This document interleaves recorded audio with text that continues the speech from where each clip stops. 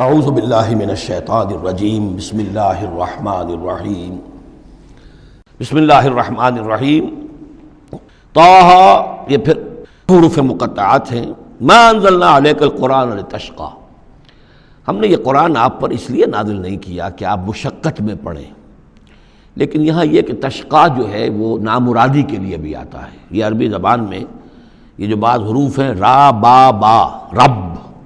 لیکن یہ کہ را با وا یا جس سے ربا بنتا ہے، ان میں بہت قرب ہے۔ اس طرح شین قاف یا اور شین قاف قاف شق، مشقت تشقیٰ، یہ بھی معنی ہے اس کے، لیکن یہ کہ زیادہ میرے نزدیک راجح معنی یہ ہے، اے نبی ہم نے یہ قرآن اس لیے نہیں نکالا کہ آپ ناکام ہوں، یہ اصل میں حضور کے لیے بڑی خوشخبری ہے، کامیابی آپ کے قدم چومے گی۔ یہ قرآن قول فصل بن کر نازل ہوا ہے، آپ ناکام نہیں ہوں گے،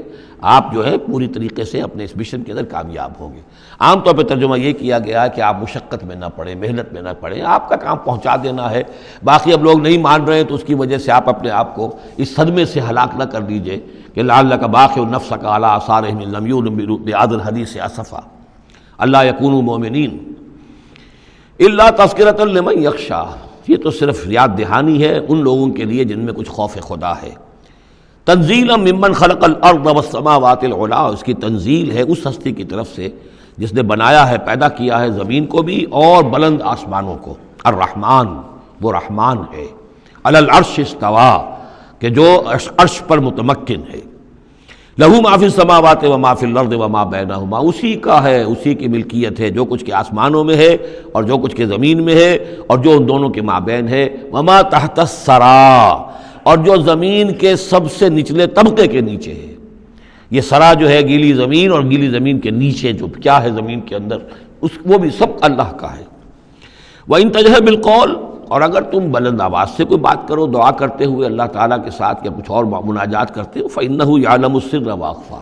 بلند کرو گے تب بھی وہ تو سنتا ہے، لیکن وہ تو جانتا ہے سر کو بھی اخفا کو بھی، ہر چھپی ہوئی بات کو اور نہایت مخفی بات کو۔ اخفا جو ہے باب یوں سمجھیے کہ افعل التفصیل، سب سے چھپی ہوئی چیز اس کو جانتا ہے۔ اللہ لا الہ الا ہو، وہ اللہ ہے جس کے علاوہ کوئی معبود نہیں۔ لہ الاسماء الحسنی، تمام اچھے نام اسی کے ہیں۔ اب یہاں سے شروع ہو گیا حضرت موسیٰ علیہ السلام کا قصہ۔ وَهَلْ أَتَاكَ حَدِيثُ موسیٰ، اور کیا تم تک پہنچ چکی ہے موسیٰ کی خبر، موسیٰ کے حالات۔ اذ رأى نارا، جب وہ مدین سے واپس آ رہے تھے اپنی اہلیہ کے ساتھ تو انہوں نے دیکھا کہ کچھ آگ ہے۔ اذ رأى نارا، رات، اندھیری رات تھی، سردی کا موسم تھا، تو یہ کہ شاید راستہ بھی اس وقت کچھ گم سا ہو گیا تھا، دیکھا آگ ہے۔ رأى نارا فقال لأہلہ، انہوں نے کہا اپنے گھر والوں سے، امکثوا، آپ ذرا ٹھہریے یہاں پر انتظار کریں، انی آنست نارا، مجھے آگ نظر آئی ہے، لعلی آتیکم منہا بقبس، یہ بھی ہو سکتا ہے کہ میں وہاں سے کوئی چنگاری لے آؤں تاکہ یہاں ہم آگ روشن کر لیں تو سردی میں اس کو آگ کو تاپ بھی سکیں گے۔ او اجد علی النار ہدی، یا جو آگ کی جگہ پر میں پہنچوں تو وہاں سے مجھے رہنمائی بھی مل جائے کہ صحیح راستہ کون سا ہے، ہم کسی غلط راستے پر تو نہیں بھٹک آئے۔ فلما اتاہا، جب پہنچے اس آگ کے قریب، نودی یا موسیٰ، تو آواز آئی، ندا کی گئی، اے موسیٰ انی انا ربک، یہ جسے تم آگ سمجھ کر آئے ہو، اس آگ کے پردے میں تو خود میں ہوں، میں تیرا رب ہوں، انی انا ربک،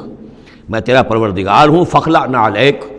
اپنی جوتیاں اتار دو، انک بالوادی المقدس طویٰ، اس لیے کہ اس وقت تم ایک بڑے پاک وادی میں، مقدس میں، طویٰ میں ہو۔ وانا اخترتک،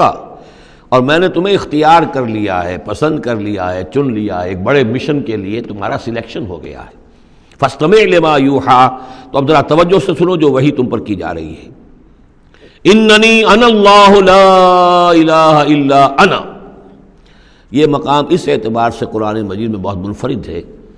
کہ جو انانیت کبریٰ ہے، اللہ کی انانیت کبریٰ، جس طرح ان الفاظ میں قرآن مجید میں ظاہر ہوئی ہے، میرے علم کی حد تک کوئی دوسرا مقام نہیں ہے۔ علامہ اقبال نے یہ الفاظ استعمال کیے نا کہ ایک تو ہماری انائے صغیر ہے، دی اسمال ایگو، میں، ایک ہے بڑی ego, the great I am, the infinite ego, وہ اللہ کی جو انا ہے، انائے کبیر، اس انائے کبیر کا جس طرح سے ظہور ہوا ہے قرآن مجید میں اس مقام پر اور کس جگہ نہیں۔ اننی انا اللہ لا الہ الا انا، یقیناً میں ہوں اللہ، اور میرے سوا کوئی معبود نہیں، فاعبدنی، بس میری ہی بندگی کرو۔ میری پرستش کرو، واقم الصلاۃ لذکری، اور نماز قائم رکھو میری یاد کے لیے، ان الساعۃ آتیۃ، اور یہ بات بھی یاد رکھو قیامت آ کر رہے گی، اکاد اخفیہا، میں اسے مخفی رکھوں گا، لتجزا کل نفس بما تسعی، تاکہ بدلہ مل جائے ہر شخص کو، ہر جان کو جو کچھ کہ اس نے کوشش کی ہو، فلا یصدنک عنہا من لا یؤمن بہا، تو دیکھنا تمہیں کہیں روگردان نہ کر دیں وہ لوگ کہ جو اس پر ایمان نہیں رکھتے، جو آخرت کو نہیں مانتے، کہیں تمہیں بھی آخرت سے برگشتہ نہ کر دیں یا نماز سے برگشتہ نہ کر دیں۔ یہ عنہا کی ضمیر دونوں طرف جا سکتی ہے۔ واتبع ہواہ، وہ لوگ کہ جو اس سے آخرت سے خود جو ہے روگردان ہیں اور جنہوں نے کہ اپنی خواہشات کی پیروی کی ہوئی ہے، فتردا، تو تم بھی ہلاک ہو جاؤ گے اور تم بھی گڑھے میں گرو گے۔ وما تلک بیمینک یا موسیٰ، اور اے موسیٰ تمہارے یہ داہنے ہاتھ میں کیا ہے؟ قال ہی عصائی، کہا یہ میرا عصا ہے، اتوکا علیہا۔ اس میں نکتہ نکالا ہے مفسرین نے کہ دیکھیے جو اللہ تعالیٰ سے مخاطبت اور مکالمے کا جو ایک ذوق حاصل ہو رہا ہے، تو جواب اتنا ہی کافی تھا یہ میرا عصا ہے، لیکن آگے بڑھا رہے بات کو، یہ میرا عصا ہے، اتوکا علیہا، میں اس پہ ذرا ٹیک لگا لیا کرتا ہوں، واحش بہا علی غنمی، اور میں اپنی بکریوں کے لیے اس سے پھر پتے جھاڑتا ہوں درختوں سے، وَلِيَ فِيهَا مَآرِبُ أُخْرَى، اور میرے اور بھی بہت سے کام ہیں جو اس لاٹھی سے، اس عصا سے میں لیتا ہوں۔ قال القها یا موسیٰ، فرمایا ذرا ڈال دو زمین پر اس کو اے موسیٰ، فالقاها، تو انہوں نے ڈال دیا، فَإِذَا هِيَ حَيَّةٌ تَسْعَىٰ، تو وہ تو دیکھتے ہی دیکھتے ایک سانپ بن گیا، چلتا ہوا دوڑتا ہوا۔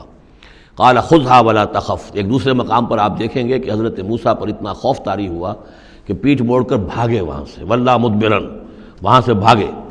لیکن یہ کہ اللہ نے فرمایا موسیٰ ڈرو نہیں، واپس آؤ اور اس کو پکڑو، یہاں وہ تفصیل نہیں ہے۔ قال خذها ولا تخف، فرمایا اس کو پکڑ لو اور ڈرو نہیں، سنعیدها سیرتها الاولی، ہم اسے لوٹا کر واپس لے جائیں گے اس کی پرانی شکل پر، پرانی سیرت پر۔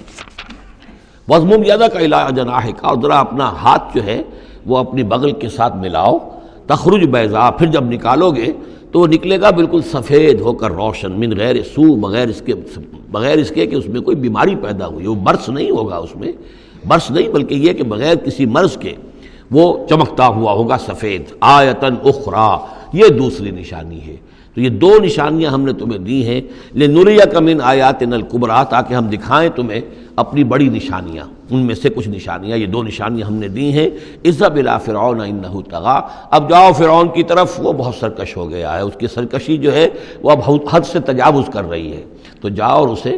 دین کی دعوت دو، خیر کی دعوت دو، اور خاص طور پر یہ بھی کہو کہ بنی اسرائیل پر ظلم نہ کرے اور انہیں واپس جانے دے جہاں سے وہ آئے تھے، فلسطین سے۔ صدق اللہ العظیم۔